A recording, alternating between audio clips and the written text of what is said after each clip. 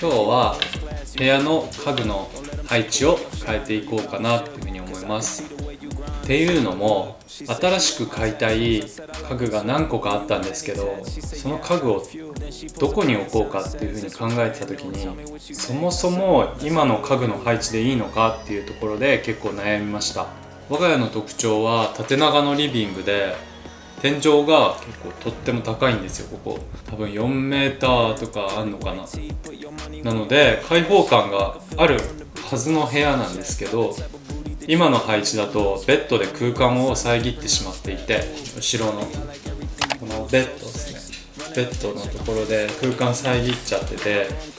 部屋が狭く見えて、なおかつ開放感があるはずなのに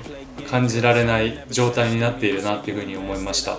植物たちを、この辺だったりとか、ちょっと見えないんですけど、下のところにまとまってたりとかするんですけど、見た目が可愛い植物たちなのに全然生かされてない状態だなっていうところも気づきました。で、僕はこの部屋に引っ越してきた当初からこの部屋のインテリアは空気の巡りが良くって開放感があるリラックスできる部屋にしたいなっていうふうに思ってたので、今日は家具の配置を見直してより気持ちのいい部屋にしていけたらいいなっていうふうに思います。では行ってみましょう。